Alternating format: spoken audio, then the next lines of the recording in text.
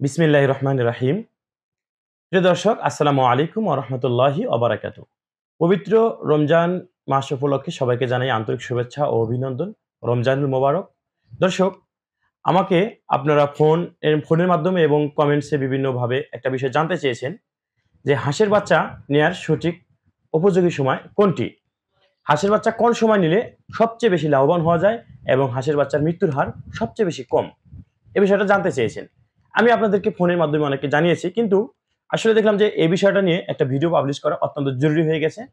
তো এই বিষয়টি যারা হাঁসের খামার করতে চান বা করছেন বা করবেন, তাদের জন্য অত্যন্ত গুরুত্বপূর্ণ আজকের এই ভিডিওটি।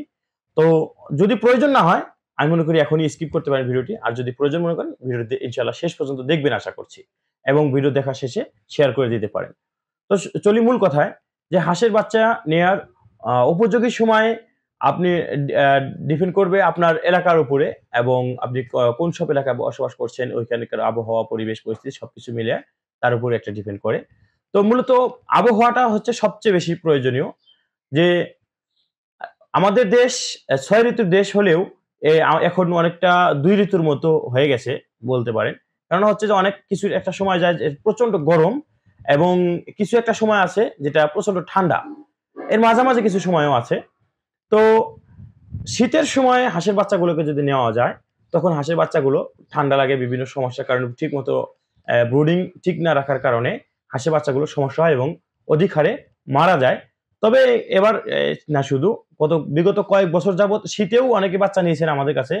কিন্তু যারা আমাদের সঠিক গাইডলাইনে ছিলেন আলহামদুলিল্লাহ, তাদের বাচ্চার মৃত্যুর হার কিন্তু একদমই ছিল না এবং খুবই কম ছিল।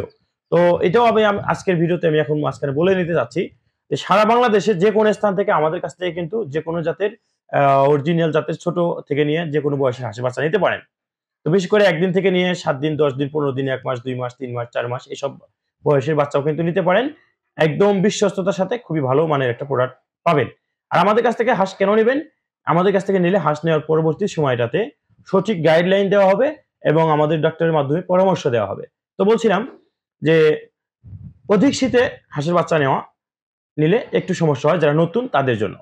আর অধিক গরমের যদি হাঁসের বাচ্চাগুলো ওঠান, সেক্ষেত্রেও গরমে ঠান্ডা লাগে বাচ্চাগুলোর, এবং বাচ্চার সমস্যা হয়, সঠিক মেডিসিন প্রয়োগ করা হয় না, যার কারণে বাচ্চাগুলো মারা যায় এবং ক্ষতি হয়ে যায়। তো সবচেয়ে পারফেক্ট সময়টা যদি বলি হাঁসের বাচ্চা নেওয়ার জন্য, সেটা হচ্ছে ফেব্রুয়ারি, মার্চ, এপ্রিল। হ্যাঁ, এই ৩ মাস এই সময়টা যেটা চলতেছে, এই সময়টাতে কিন্তু সবচেয়ে বেশি পারফেক্ট একটা সময়। এই সময়টাতে এটাকে বলে নাতিশীতোষ্ণ, অর্থাৎ অতি শীতও নয়, আবার অতি গরমও নয়। এই সময়টাতে হাঁসের বাচ্চা নিলে মৃত্যুর হার খুবই কম হবে এবং বাচ্চাগুলো ভালো গ্রোথ পাবে। তো দেশের যেকোনো স্থান থেকে আপনারা বাচ্চাগুলো নিতে পারেন।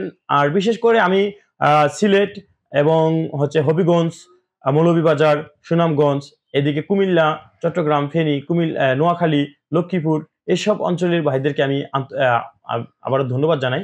এসব এলাকার ভাইরা আমাদের কাছ থেকে যারা হাঁসের বাচ্চা নেয় এবং খুব যোগাযোগ রাখে। আর বলতে চাচ্ছি, আপনি যে ভিডিওটি দেখছেন, কে কোথা থেকে দেখছেন আপনারা একটু জানাবেন। আপনাদেরকেও যাতে আমি ধন্যবাদ জানাতে পারি, এবং আপনারা যে ভিডিওটি দেখছেন আমারও ভালো লাগবে যদি কমেন্টে জানান।